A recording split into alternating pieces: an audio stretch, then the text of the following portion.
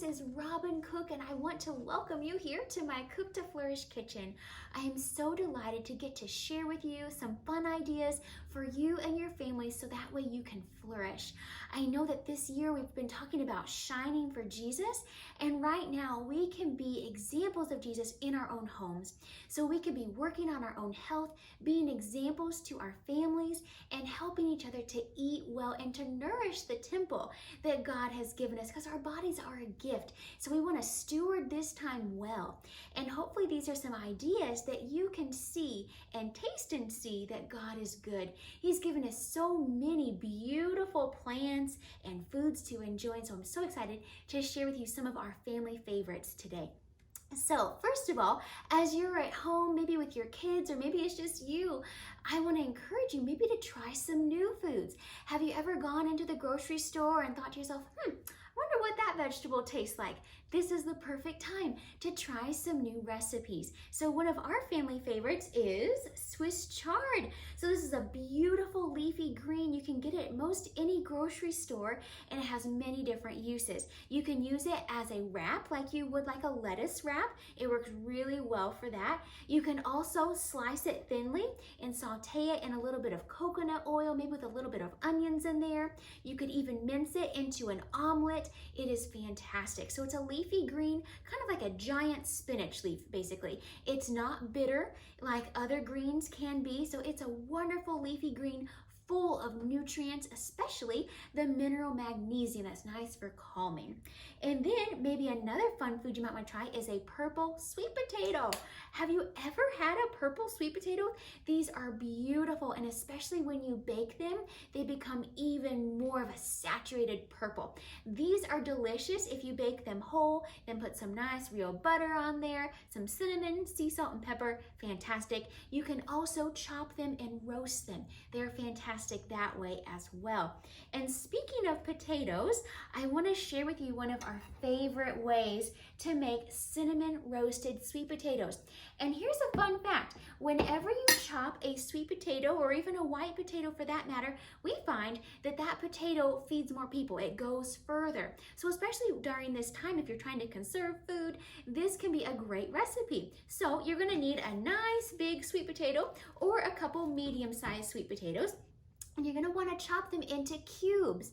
And then once they're in cubes, you want to put them into a glass baking dish, and then take about a half a tablespoon per 4 cups of your sweet potatoes. And then take your hands, or maybe get your children in the kitchen, and have them massage that coconut oil into those sweet potatoes, because that coconut oil is going to bring out the natural sweetness of the sweet potatoes. And then you can do a little cinnamon, about a teaspoon per 4 cups of your sweet potatoes, a little bit of pink sea salt, and a little bit of pepper, and bake those in the oven at 350 degrees for about 30 to 40 minutes. And then out come these beautiful, amazing smelling sweet potatoes. They smell so good. So these are fantastic to go alongside some baked chicken, or some wild salmon, or a hamburger, or you name it. You can enjoy them with your dinner. They're also great for leftovers the next day. Now, if you're not quite ready to do some sweet potatoes, that's all right. You can also jazz up some white potatoes. So whether you like the Yukon Gold or the red skin potatoes, you can also chop these up, toss them in avocado oil. I really like using avocado oil. It's very neutral tasting, and it can take a hotter heat. So I wouldn't cook with this over 400, but you can roast with this. It's really, really good. So toss your potatoes in some avocado oil, along with some pink Himalayan sea salt, some pepper, and then we're gonna add in even some sliced radish if you wanted to get adventurous and add some fun color. You can also do some chopped onion with your potatoes, some minced or pressed garlic, fresh garlic, to give it that really great flavor, and it's good for the immune system too. And then how about some chopped fresh parsley, or you can use dried. So then you're going to toss all that together in a glass baking dish, and then you're going to slide that into the oven 350 degrees for about 30 minutes as well. Bring it out, and then you have this beautiful herbalicious dish of roasted potatoes.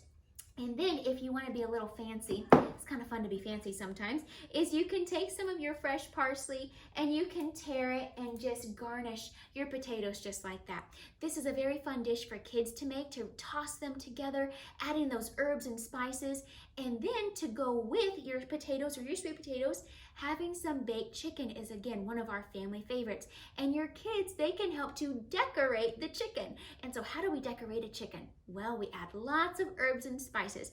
So of course your sea salt and your pepper, and then we like to do some paprika, sprinkle that on there, maybe some rosemary, sprinkle that, some parsley, you can sprinkle that on there, and of course an essential is garlic powder. So garlic powder goes all over that chicken, and then put some water in your glass baking dish and put that into the oven until the juices run clear, or until it's to the temperature that you need it to be. So that is how you make a decorated chicken, and it is delicious. Baked chicken with either of these roasted sweet potatoes or white potatoes would be fantastic. Now, how about a salad? We can do a beautiful mixed green salad, and we can put in some fresh raspberries or some sliced strawberries, fresh or even frozen too, with a healthy balsamic dressing would be fantastic. And especially the strawberries during this time, because strawberries have vitamin C, and vitamin C is really good for our immune system.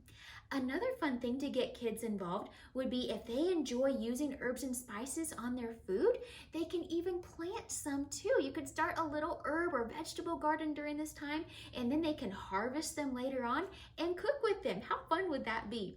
You can also make spaghetti squash. Now, if you haven't tried this, oh, there's so many different ways you can enjoy spaghetti squash.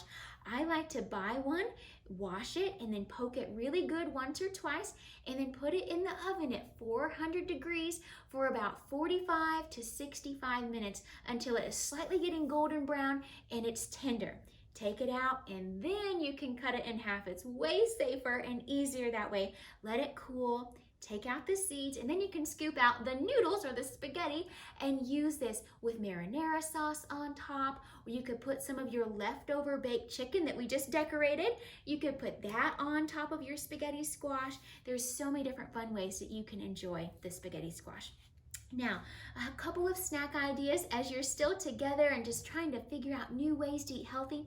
You can take organic popcorn and use a hot air popcorn popper. And then you can drizzle extra virgin olive oil on top with some sea salt, and you are gonna think that you're at the movies. It is so good. You can even try to make some homemade hummus. It's very easy, super delicious, and really cheap too. And then you can dip some wonderful vegetables in there, and that would be great. So my friends, thank you so much for joining me here in the Cook to Flourish kitchen. God bless you, and may you and your family flourish.